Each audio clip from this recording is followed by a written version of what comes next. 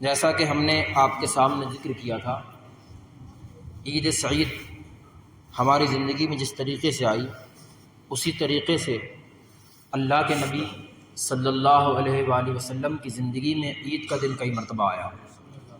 اس کے بعد صحابہ کرام، تابعین اعظام اور اولیاء کاملین یا کے بعد دیگرے عید مناتے رہے۔ ہمیں عید کیوں عطا کی گئی، اس بارے میں کلام کروں کہ عید صرف اس امت میں ہی نہیں بلکہ ہر امت کو کسی نہ کسی طریقے سے کوئی عید دی گئی۔ جب اللہ کے نبی صلی اللہ علیہ وسلم ہجرت کر کے مدینہ شریف تشریف لائے تو وہاں کے لوگ عید منایا کرتے تھے، لیکن ان کے یہاں عیدوں کے رسم و رواج کچھ الگ تھے، کھیل کود تھے، حرام کاریاں تھیں، بدکاریاں تھیں۔ ہماری عید جو ہے امن و امان اور سکون کا پیغام دیتی ہے کہ ہماری عید میں کوئی ایسا تماشا نہیں ہوتا جو کسی انسانی جان کا یا مال کا نقصان ہو، بلکہ امن و امان کا پیغام دیتی ہے۔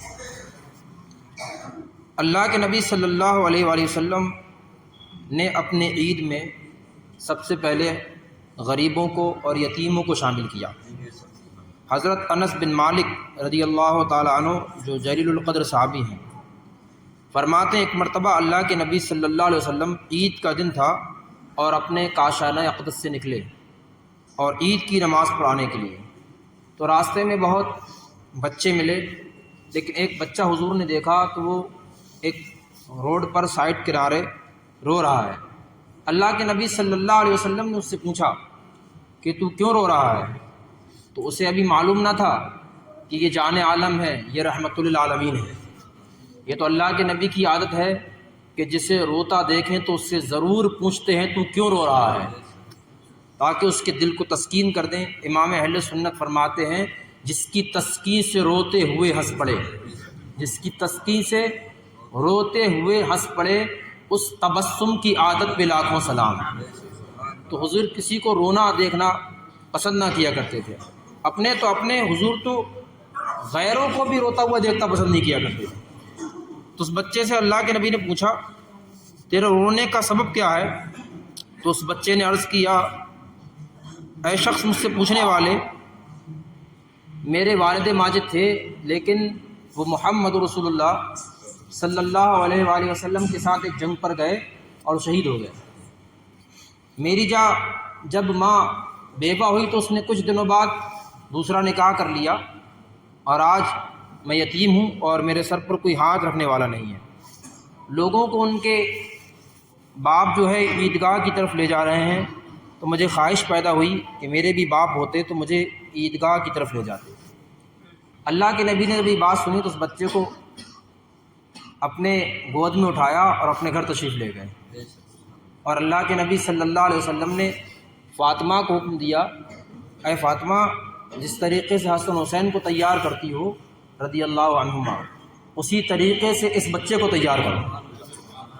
پھر حضور پوچھتے ہیں بچے یہ بتا اگر میں تیرا باپ بن جاؤں تجھے کیسا لگے گا؟ تو اسے بہت خوشی حاصل ہوئی کہ کوئی ہے جو میرے اوپر شفقت کا ہاتھ رکھنے والا۔ اللہ کے نبی نے کہا حسن حسین تیرے ساتھی بن جائیں اور فاطمہ تیری بہن لگے، تجھے بتا کیسا لگے گا؟ تو اسے معلوم ہوا یہ وہی ہیں جان عالمین رحمت للعالمین جن کے ساتھ میرے والد ماجد گئے اور شہید ہو گئے، لیکن اللہ تبارک و تعالیٰ نے آج مجھے وہ باپ عطا فرما دیا ہے جو تمام باپوں سے افضل ہے۔ وہ باپ، یتیمی کا داغ وہ بچہ بھول گیا۔ اللہ کے نبی صلی اللہ علیہ وسلم نے حسن و حسین کو اپنے کاندھے پر بٹھایا، اور حسن و حسین کے بعد یہ وہ بچہ ہے جس کو کاندھے پر بٹھا کر اللہ کے نبی عیدگاہ کی طرف لے جا رہے ہیں۔ تو بچوں نے دیکھا اس بچے کو کیا اس کی خوش نصیبی ہے کہ اللہ کے نبی نے اسے کاندھوں پر بٹھایا، تو بچوں کو بتایا گیا یہ وہ بچہ ہے جس کے باپ حضور کے ساتھ ایک جنگ پر گئے تھے، شہید ہو گئے۔ تو حضور نے یہ شفقت مہربانی کی ہے کہ اس بچے کو اپنے کاندھوں پر بٹھایا۔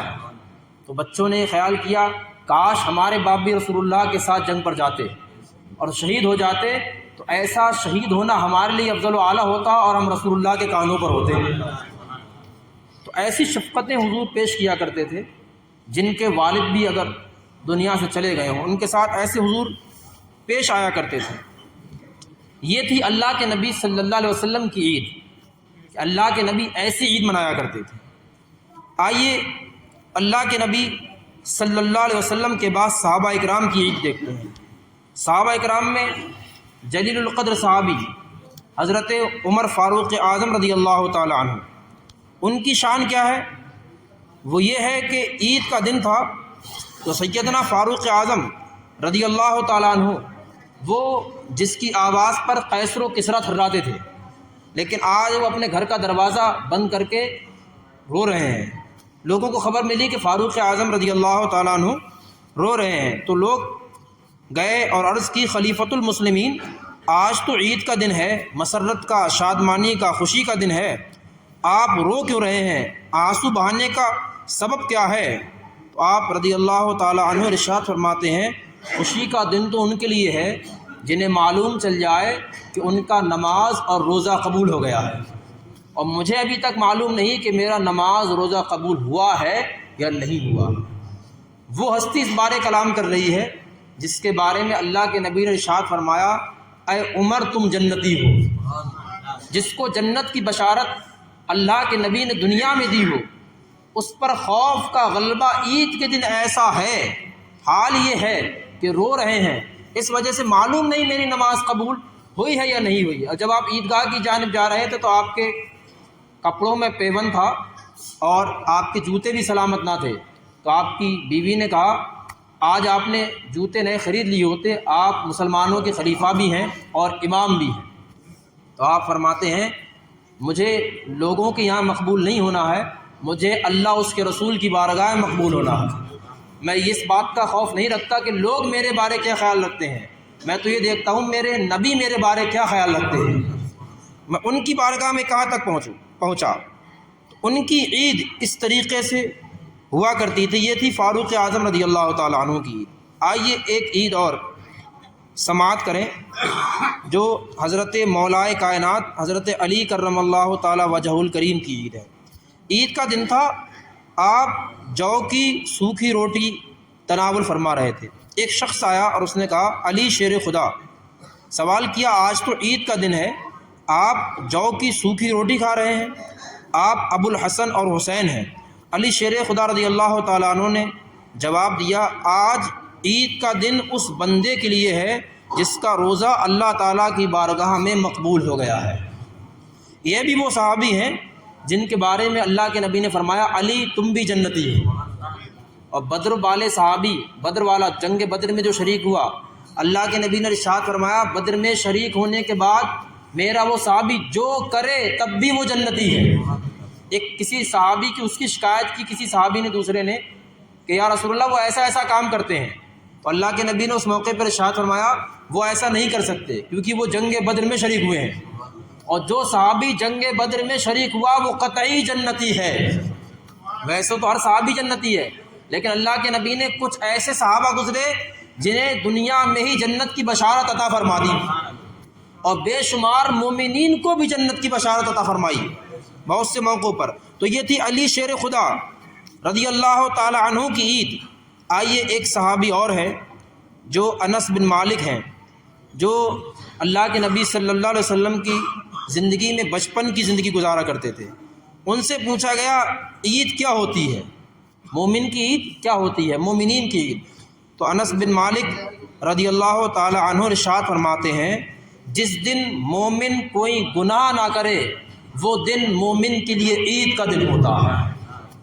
جس دن مومن کوئی گناہ نہ کرے، اور اگر کوئی گناہوں میں ملوث رہے تو اس کے لیے کوئی عید نہیں ہوتی۔ یہ انس بن مالک رضی اللہ تعالی عنہ کا قول ہے۔ ایک دوسرے صحابی اور ہیں، وہ ارشاد فرماتے ہیں میرے لیے تو عید کا دن وہ ہوگا کہ جس دن میں ایمان کے ساتھ دنیا سے چلا جاؤں گا، جس دن میں ایمان کے ساتھ دنیا سے چلا جاؤں گا۔ اور ایک اور بزرگ ہیں، وہ ارشاد فرماتے ہیں ہماری عید تو یہ ہم خوشیاں منا رہے ہیں، لیکن خاص مومن بندوں کی عید وہ ہوتی ہے جس دن اسے رسول اللہ کی دید ہوتی ہے۔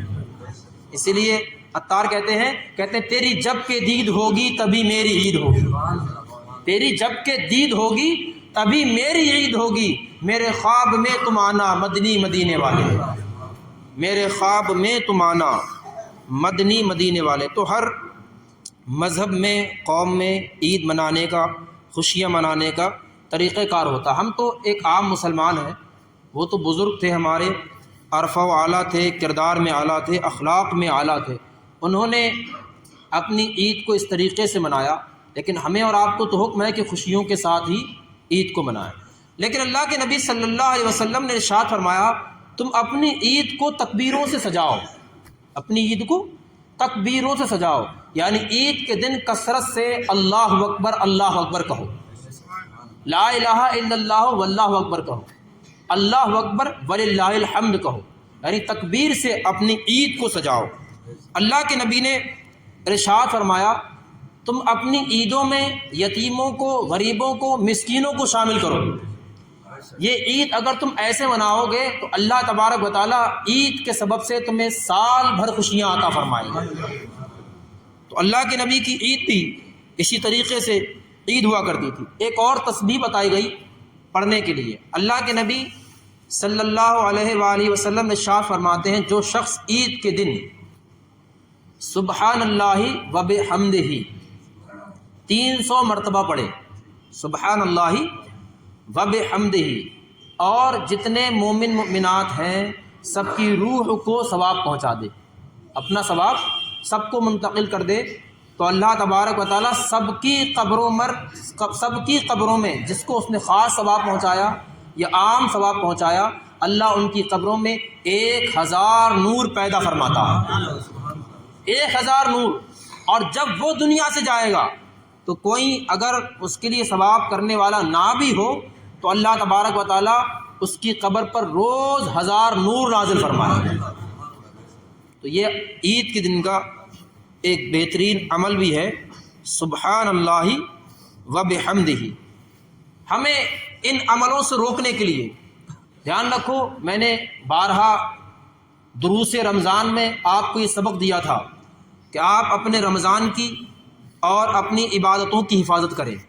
ایک گناہ ساری عبادتوں کو برباد کر دیتا ہے۔ فلمی دنیا نے ایک بہت بڑا پروپیگنڈا رچا، وہ یہ کہ عید کے دن ہی کوئی نہ کوئی فلم لانچ کرتے ہیں، وہ بھی اس نام پر تاکہ مسلمان اس میں زیادہ سے زیادہ شامل ہوں، اور مسلمانوں کی بھی اتنی بڑی کمی کہ پورے مہینے روزے رکھے، پورے مہینے تراویح پڑھی، بعض لوگ تو وہ جو اعتکاف میں بھی بیٹھے اس کے باوجود بھی عید کے دن فلمی ڈرامے دیکھنے کے لیے، فلمی ڈرامے دیکھنے کے لیے، فلمی گانے دیکھنے کے لیے بازاروں میں اور ہوٹلوں میں جا رہے ہیں، فلمی جو ہوٹل ڈراموں کے ہوتے ہیں۔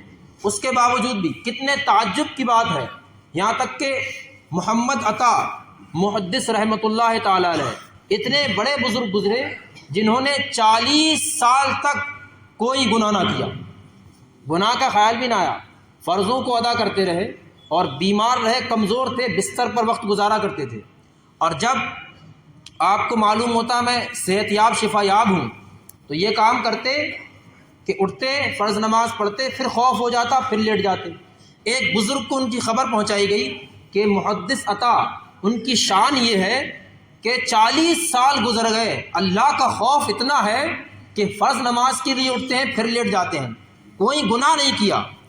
تو وہ بزرگ فرماتے ہیں ایسی 40 سال کی عبادت ایک گناہ کر لیں ساری عبادتیں اللہ برباد کر دیتا۔ ہم نے صرف 1 ماہ کے روزے رکھے، تراویح پڑھی، قرآن پڑھا، اعتکاف کیا، اس کے باوجود ہم عید ہی کے دن اگر فلم دیکھنے چلے جائیں، اندازہ لگائیے، امید ہے آپ کو ماہ رمضان کی برکتیں ملیں۔ حقیقت یہ ہے ماہ رمضان کی برکتیں اسے ملتی ہیں جیسا کہ ماہ رمضان میں نمازی تھا ویسا ہی عید کے بعد بھی نمازی نظر آئے۔ بلکہ اللہ نے اس وقت تو محنت زیادہ تھی، 4 بجے اٹھتے، 3:30 بجے اٹھتے، سحری کھاتے، پھر دن بھر بھوکے رہتے، فجر کی نماز بھی ادا کرتے۔ پھر مسلمانوں کو یہ غفلت کیسے پیدا ہو گئی کہ اب تو آسانی تھی، اذان ہوئی اور فجر کی نماز کے لیے آ جاتے تھے۔ تو آپ اللہ کی رحمت سے دیکھیں، آپ نے اس مہینے میں جو رحمت کا عشرہ تھا، مغفرت کا عشرہ تھا، جہنم سے آزادی کا عشرہ تھا، ان تینوں عشروں میں آپ نے کیا حاصل کیا؟ اللہ کی رحمت آپ کو ملی یا نہیں ملی؟ مغفرت ملی یا نہیں ملی؟ جہنم سے آپ کو آزادی لکھی گئی یا نہ لکھی گئی؟ اگر آپ عید کے بعد بھی نمازی نہیں ہیں تو ظاہر سی بات ہے نہ آپ کو رحمت کے عشرے کی برکت ملی، نہ مغفرت کے عشرے کی برکت ملی، اور نہ ہی آپ کو جہنم سے آزادی ملی۔ حقیقت یہ ہے ماہ رمضان کی برکتیں اسے ملتی ہیں جو ماہ رمضان کے بعد بھی وہیں کھڑا ہو جہاں ماہ رمضان میں کھڑا تھا۔ تو میری آپ سے گزارش ہے، جیسا کہ آپ ابھی ماہ رمضان میں نمازی تھے، اگر آپ پکے سچے نمازی ہیں تو امید ہے کہ اب بھی نمازی ہی رہیں گے، اور شیطان سے کہیں گے تو بھلے ہی آزاد ہو گیا ہو لیکن ہم سچے مومن ہیں، اللہ کے خاص بندے ہیں، ہم وہ بندے ہیں جن کے بارے میں اللہ نے کہا تو جسے بہکانا چاہے تو بہکائے گا، لیکن میں جس پر فضل کروں گا، میں جس پر رحمت کروں گا، میں جس کو بخشنا چاہوں گا تو اسے نہیں بہکا سکتا۔ یہ مومن کا اعلان ایک شیطان کے لیے ہونا چاہیے۔ سیدنا سرکار پیران پیر دستگیر حضور غوث العظم رضی اللہ تعالیٰ عنہ کی زندگی میں بھی عید کا دن آیا۔ ان کی زندگی میں جب عید کا دن آیا تو غوث پاک رضی اللہ تعالیٰ عنہ فرماتے ہیں، خلق گوید کہ فردہ روز عید است، خوشی در روح ہر مومن پدید است۔ سرکار غوث پاک فرماتے ہیں کہ مخلوق تو کہہ رہی ہے کہ کل عید ہے، کل عید ہے، کل عید ہے، لیکن میں کہتا ہوں جس دن مسلمان ایمان کے ساتھ دنیا سے جائے وہ دن اس کے لیے عید کا دن ہوتا ہے۔ یہ حضور غوث اعظم رضی اللہ تعالیٰ عنہ کی فرمان ہے عید کے تعلق سے۔ تو اللہ کے نبی نے ارشاد فرمایا اپنے عید کو تم تین چیزوں سے سجاؤ، ایک تو یتیموں کی مدد کر کے، غریبوں کی مدد کر کے، ان کو اپنی خوشی میں شامل کر کے، دوسری چیز عید کو اپنی تکبیر سے سجاؤ، اللہ اکبر، اللہ اکبر سے، لا الہ الا اللہ واللہ اکبر، اللہ اکبر وللہ الحمد، یہ تکبیر ہے۔ تیسری چیز اس تسبیح سے، سبحان اللہ وبحمدہ، یہ بہترین ایصال ثواب بھی ہے، آپ کے لیے بھی باعث رحمت اور برکت ہے، اور آپ کے مردوں کے لیے بخشش اور مغفرت کا ذریعہ ہے۔ عید کے دن کی خاص یہ سنتوں میں سے ہے، اللہ کے نبی صلی اللہ علیہ وسلم جب عید کی نماز کے لیے آتے تو کچھ نہ کچھ کھا کے آتے، اس عید میں، عید الفطر میں، اور اللہ کے نبی جب عید الاضحیٰ کی نماز کے لیے آتے تو کچھ نہ کھاتے، اسی لیے کہ عید کا دن خوشیوں کا دن ہے، جب پورے مہینے ہم بھوک اور پیاسے رہے، لیکن عید کے دن ہمیں حکم ہے کہ عید کے دن کوئی روزہ نہ رکھے۔ وہیں اگر سال بھر بھی روزہ رکھتا ہے تو اس سے حکم ہے کہ عید کے دن روزہ نہ رکھے، بلکہ اگر آج کوئی مغرب تک بھوکا پیاسا رہے تو روز تو ثواب ملتا تھا، لیکن آج اس پر عتاب کیا جائے گا، کیونکہ یہ خوشی کا دن ہے۔ اللہ کے نبی عید ہی کی نماز پڑھنے کے لیے آتے تو کچھ نہ کچھ میٹھا کھا کر کے یا کھجور کھا کے اللہ کے نبی عیدگاہ تشریف لے جایا کرتے تھے۔ یہ اللہ کے نبی صلی اللہ علیہ وآلہ وسلم کا طریقہ کار تھا۔ اس کے بعد صحابہ کرام رضی اللہ عنہم اجمعین کا ایک طریقہ کار اور یہ تھا جو سنیوں میں رائج ہے، وہ یہ کہ آپس میں ایک دوسرے سے مصافحہ اور معانقہ کیا کرتے تھے، یعنی ہاتھ ملانا اور گلے ملنا۔ یہ بھی اللہ کے نبی صلی اللہ علیہ وسلم اور صحابہ کرام رضی اللہ تعالی عنہم کی سنت ہے۔ پھر اللہ کے نبی نے یہ حکم فرمایا کہ عید کی نماز سے پہلے صدقہ فطر ادا کر دیا جائے، جو کہ 60 روپے ہے، اور رمضان میں جس نے ادا کر دیا ہو اس کے لیے بہت بہتر ہے، لیکن ابھی بھی کسی نے ادا نہ کیا ہو تو کوئی یہ نہ سوچے یہ ہم سے ٹل گیا، بلکہ یہ ہمیشہ باقی ہے، جب دے دے ادا ہی کہلائے گا۔ اگر ابھی نہ بھی دیا ہو تو عید کی نماز کے بعد اس کو دیا جا سکتا ہے۔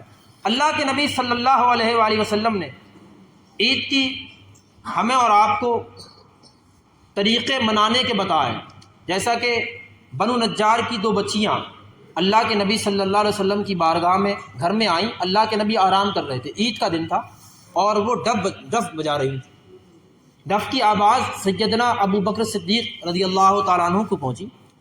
ابو بکر صدیق رضی اللہ تعالیٰ عنہ کاشان اقدس میں اندر داخل ہوئے اور دیکھا کہ رسول اللہ کے گھر میں کوئی ڈف بجا رہا ہے، تو ابو بکر صدیق نے روکا کہ بچیوں رک جاؤ اور ڈف نہ بجاؤ، یہ اللہ کے نبی کا گھر ہے۔ اللہ کے نبی صلی اللہ علیہ وسلم اٹھے اور سرکار نے ارشاد فرمایا، اے ابو بکر، آج عید کا دن ہے، بچوں کو خوشیاں منانے دو، بچوں کو خوشیاں منانے دو۔ یعنی ایسا بھی ہوتا ہے کہ ہر آدمی کی عید ایک عمر کی کیٹیگری کے حساب سے بھی ہوتی ہے۔ اب بڑوں کا کام یہ نہیں ہے کہ بڑے لوگ بھی میلوں ٹھیلوں میں گھومیں، لیکن ہاں اپنے بچوں کو اگر کوئی کاندھے پر بٹھا کر عیدگاہ لے جاتا ہے تو یہ اللہ کے نبی کی سنت ہے۔ اللہ کے نبی کی سنت، ہم نے تو اپنے بچوں کو کاندھوں پر نہیں بٹھایا ہوتا ہے، لیکن اللہ کے نبی کی شان دیکھیے، بار نبوت اور نبوت و رسالت کی بڑی شان، اس کے باوجود بھی حسن و حسین کو اپنے کاندھوں پر بٹھایا کرتے، اتنی دلجوئی اپنے بچوں کے ساتھ پیش کیا کرتے تھے۔ تو اپنے بچوں کی دلجوئی کرنا، انہیں میٹھا کھلانا اور ان کو نئے کپڑے پہنانا، یہ سب اللہ کے نبی صلی اللہ علیہ وسلم اور صحابہ کرام رضی اللہ تعالی عنہم اجمعین کی سنت ہے۔ اللہ تبارک و تعالی ہمارے ملک میں امن و امان کے ساتھ عید کا پیغام پھیلائے، اللہ تبارک و تعالی ہمارے ملک میں امن و امان پیدا فرمائے، اور شانتی کے ساتھ اللہ تبارک و تعالی دنیا میں مسلمانوں کو عید کی خوشیوں کی ہم سب کو توفیق عطا فرمائے۔